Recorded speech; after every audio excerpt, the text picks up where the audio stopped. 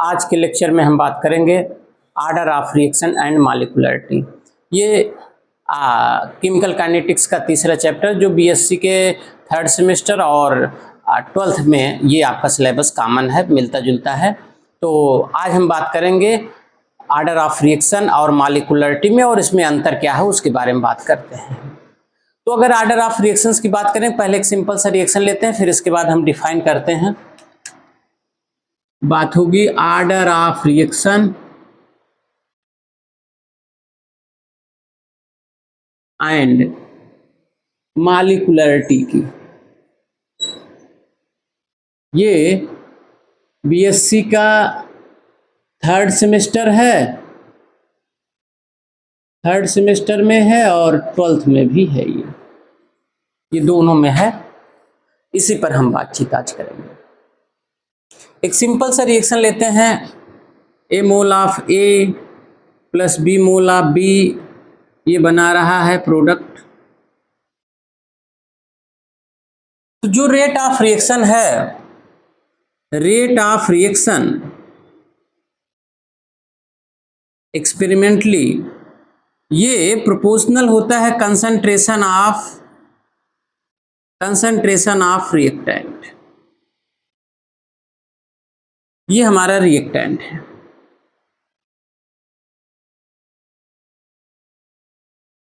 ये तो experimentally determine होता है कि किससे कितने मॉलिक्यूल्स के कंसंट्रेशन पर रेट ऑफ रिएक्शन डिपेंड करता है, वही उसका आर्डर ऑफ रिएक्शन होता है। या दूसरा हमें भी कह सकते हैं, आपने तो ये कहा कि रेट ऑफ रिएक्शन ये कंसंट्रेशन ऑफ रिएक्टेंट पर डिपेंड करता है, या रेट ऑफ रिएक्शन डिपेंड किस पे डिपेंड करेगा, depends on the number of molecules whose concentration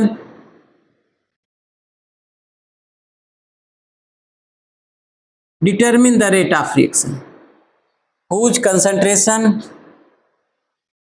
determine the rate of reaction। दूसरा, एक तो ये हो गया। दूसरा कि power of the reactant concentration, यानी ए के पावर ए, बी के पावर बी, तो ए के रिस्पेक्ट में ए आर्डर, बी के रिस्पेक्ट में बी आर्डर, तो ए प्लस बी ये रिएक्शन का हमारा क्या हो गया, आर्डर हो गया। तो ये दो डिफिनीशन है आर्डर ऑफ रिएक्शन की। इसका मतलब हम कह रहे हैं कि आर्डर ऑफ रिएक्शन वह होता है, मॉलिक्यूल्स की वह संख्या होता है जिसके कंसंट्रेशन पर रेट ऑफ रिएक्शन डिपेंड करता है। या हम कह रहे हैं कि द आर्डर ऑफ रिएक्शन वह होता है जो रिएक्टेंट के पावर पर होता है, उसका जो सम होता है उसी को हम आर्डर ऑफ रिएक्शन कहते हैं। तो इसको हम लिख देते हैं आपको order of reaction. Order of reaction क्या है? आर्डर ऑफ रिएक्शन में be defined as the order of reaction may be defined as number of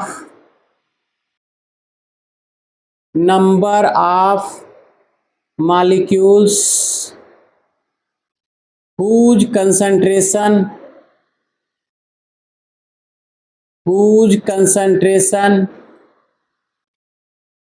determine the rate of reaction। पहला डिफिनीशन तो ये हो गया। दूसरा डिफिनीशन होगा जो हमने कहा कि sum of power of exponent of reactant molecules.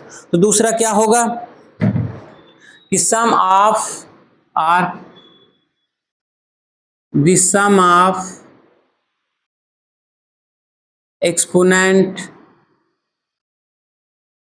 The sum of exponent to which concentration of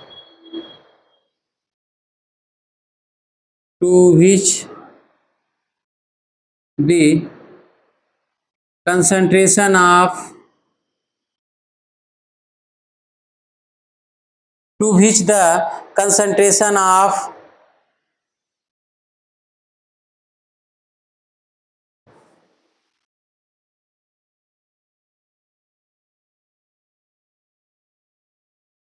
to which the concentration is raised to the power is raised to the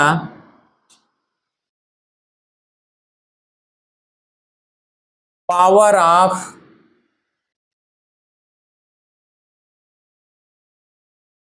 raised to the power of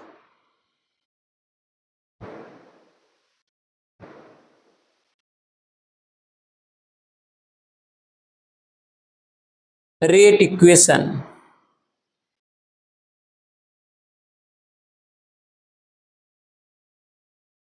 is called sum of exponent to which the concentration is raised to the power of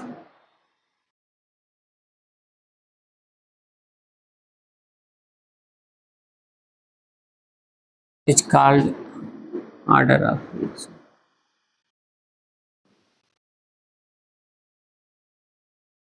Consider A mole of A plus B mole of B, ये बनाया product, rate of reaction बराबर हो गया कि A के power a into B के power b, और जो ये हुआ हमारा sum of exponent a plus b, इसी को हम कहेंगे sum of exponent a plus b order of reaction. The value of A plus B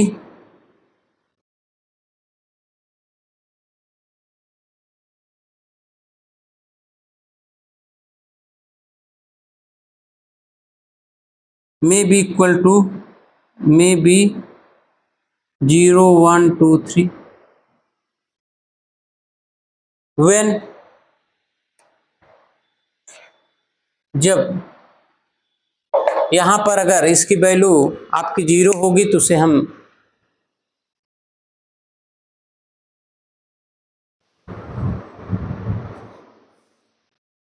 तो ये हो गया हमारा, दो डिफिनीशन हो गई ऑर्डर ऑफ रिएक्शन का कि ऑर्डर ऑफ रिएक्शन में be defined as number of molecules whose concentration determine the rate of reaction, या sum of exponent to which the concentration is raised to the rate equation is called order of reaction.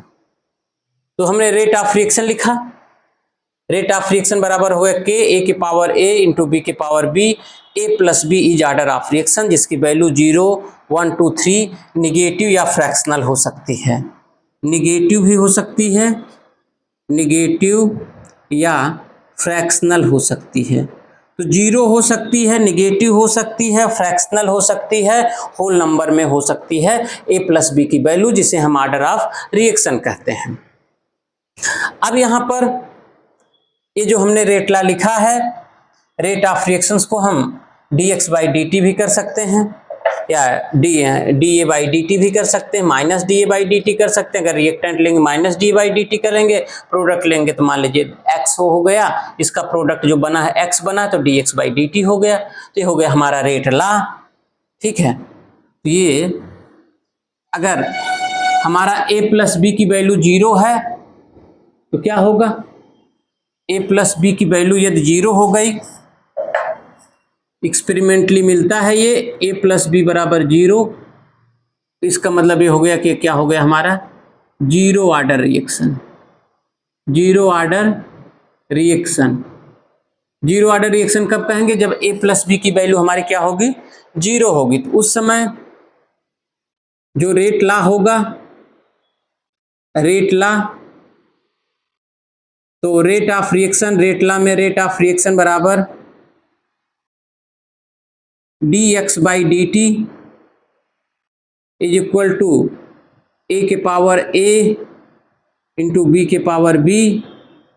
Already a plus b बराबर 0 है, ए plus B is equal to 0 है। इसका मतलब ये हो गया कि D x by D T, यानी ये कंसंट्रेशन पावर हमें कह सकते हैं concentration power A plus B हो गया। तो D x by D T बराबर कंसंट्रेशन पावर 0 हो गया। यानी जीरो ऑर्डर रिएक्शन में जो रेट ऑफ रिएक्शन है वह इंडिपेंडेंट होता है कंसंट्रेशन टर्म पर इंडिपेंडेंट होता है। तो लिख लेंगे कि in the zero order reaction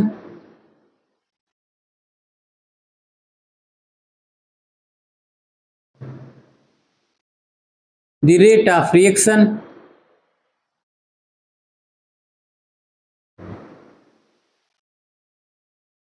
is independent on concentration term of reactant। ये तो हो गया हमारा जीरो ऑर्डर का रिएक्शन। इसी तरह से फर्स्ट ऑर्डर का ले लीजिए। फर्स्ट ऑर्डर का क्या होगा,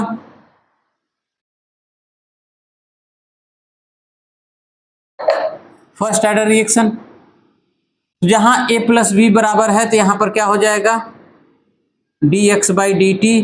तो D x by D t is equal to concentration के पावर 1 हो गया। ये डिपेंड करेगा first order reaction. First order reaction, first order reaction क्या हो गया कि the rate of reaction depend on the concentration term power 1। Rate of reaction depends on the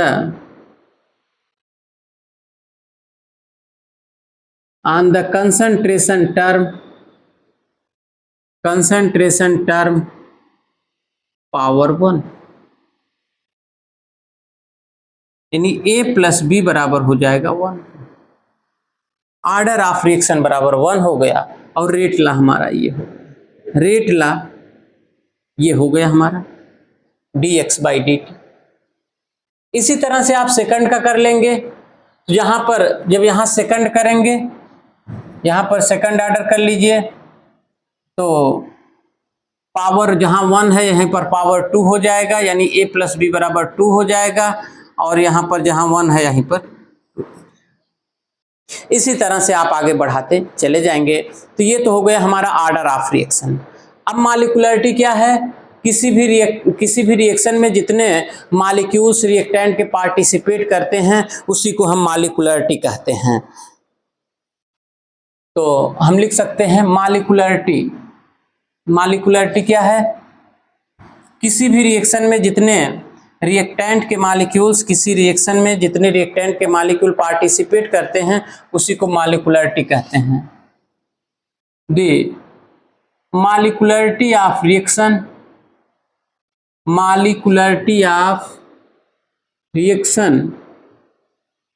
may be defined as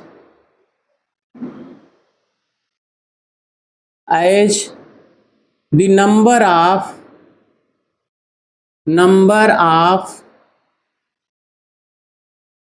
reactant molecule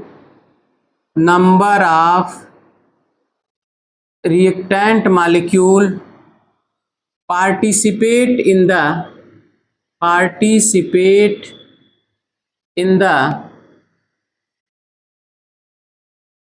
product formation या in the formation of product is called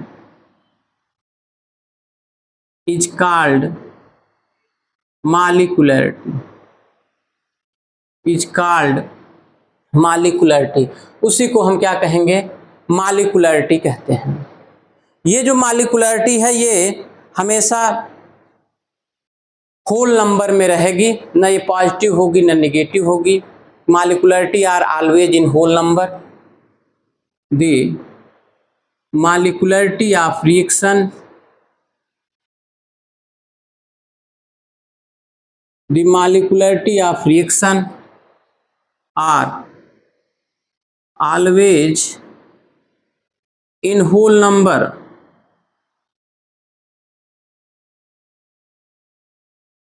and value of molecularity may be 1 2 3, may be 1 2 और 3। इसके आधार पर यदि मान लीजिए एक है तो उसको हम कहेंगे, यदि केवल एक मॉलिक्यूल पार्टिसिपेट कर रहे हैं तो उसको कहेंगे यूनिमॉलिक्यूलर रिएक्शन। कौन सा रिएक्शन? Unimolecular reaction. तो यूनिक मॉलिक्यूलर रिएक्शन कौन से हुए? जिसमें केवल एक मॉलिक्यूल पार्टिसिपेट करे, उसे हम, जैसे PCl5 है, इसको अगर हम हीट करेंगे तो बनाएगा PCl3 + Cl2। इसे हम यूनिमॉलिक्यूलर कहते हैं। ऐसा मॉलिक्यूल्स, ऐसा रिएक्शन जिसमें केवल रिएक्टेंट का एक मॉलिक्यूल पार्टिसिपेट करें, those reactions in which only one reactant molecules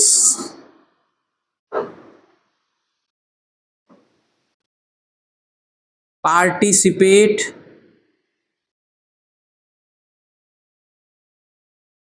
are called unimolecular reaction, are called unimolecular reaction. For example,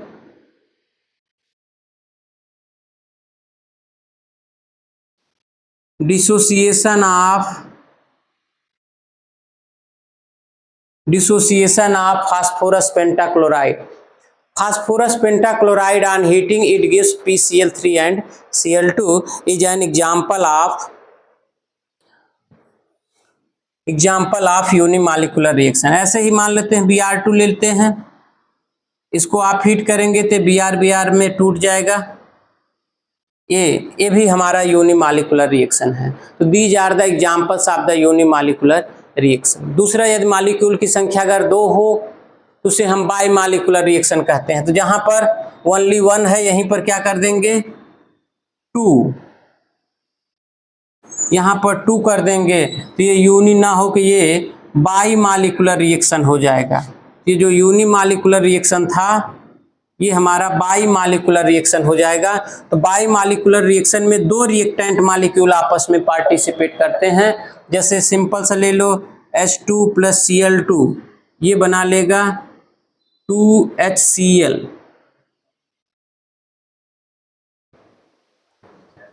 इसी तरह से मान लेते हैं 2HI ले लीजिए, 2HI ये बना लेगा H2 + I2।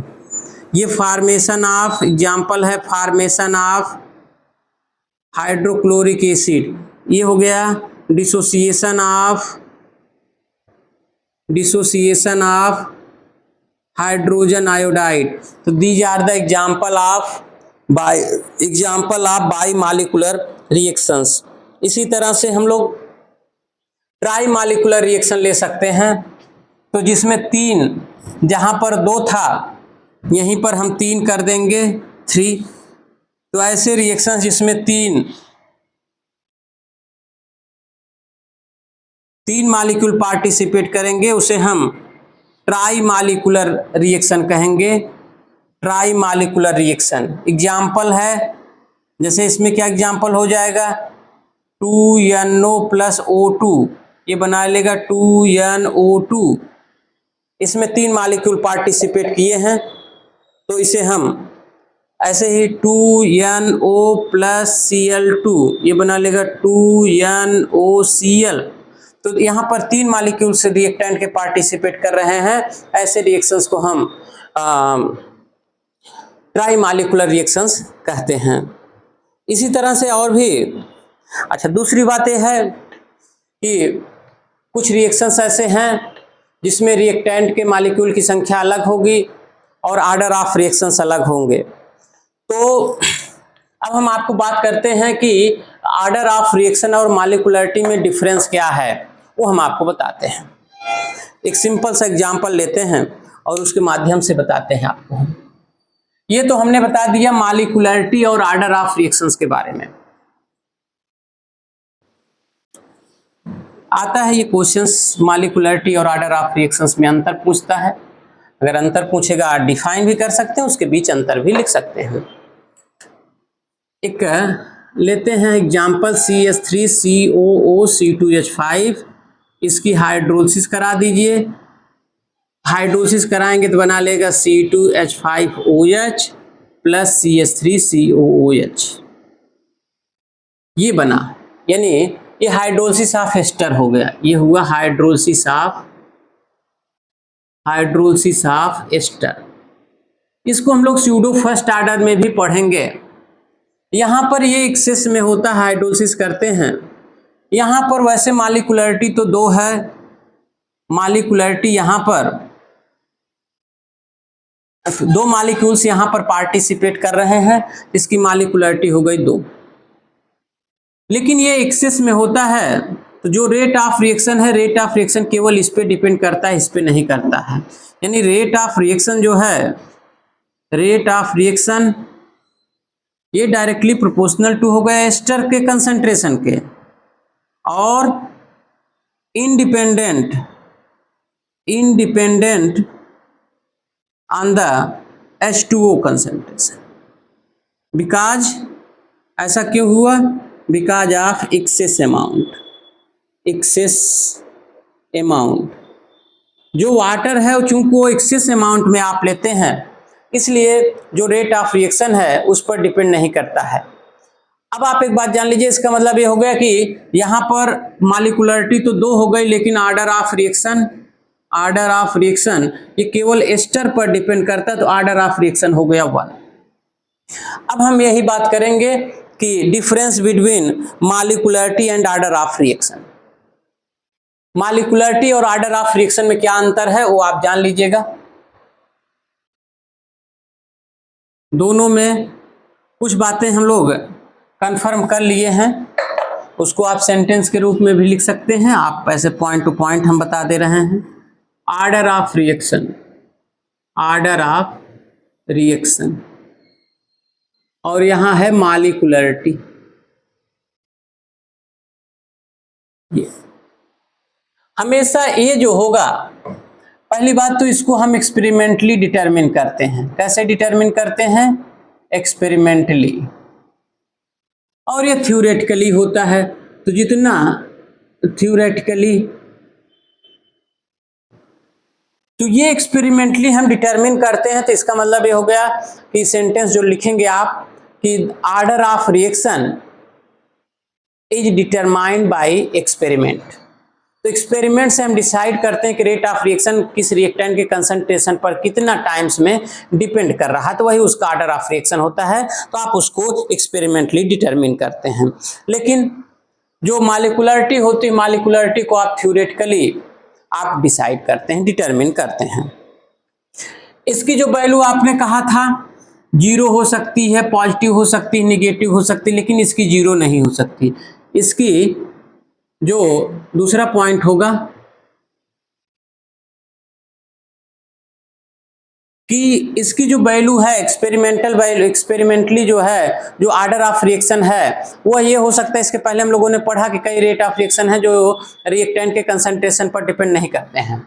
तो यहाँ पर इसका मतलब ये हो गया कि ऑर्डर ऑफ रिएक्शन जो है वो रिएक्टेंट के कंसंट्रेशन नहीं डिपेंड कर रहा है, 0 ऑर्डर का हो सकता है।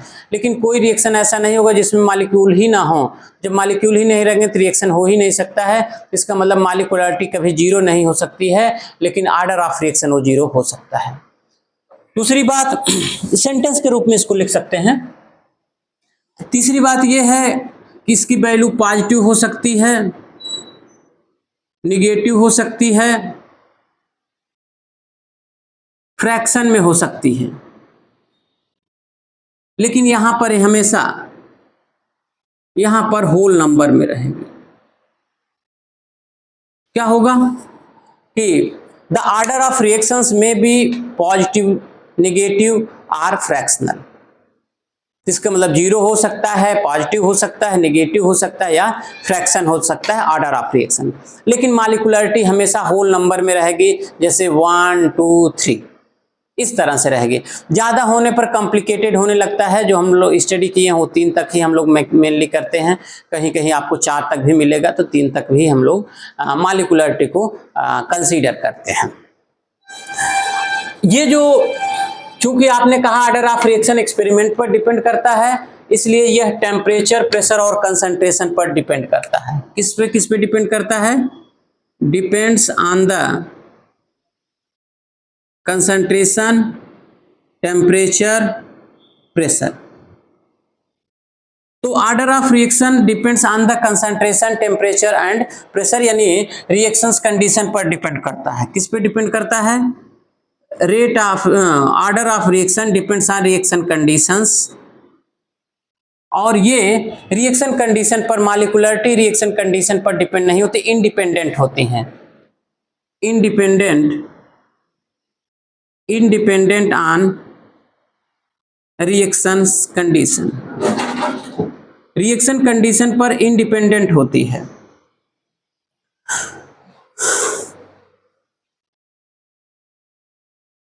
तो इतने ये मेनली ये कुछ इसके दोनों के बीच में ये हमारे डिफरेंसेज हो गए। अच्छा, एक बात और लास्ट में कि ये मॉलिक्यूलरिटी जो है, ये जो ऑर्डर ऑफ रिएक्शन है वो मॉलिक्यूलरिटी के बराबर या मॉलिक्यूलरिटी से कम होगा। क्या? ऑर्डर ऑफ रिएक्शन कभी मॉलिक्यूलरिटी से ज्यादा नहीं। Order of reaction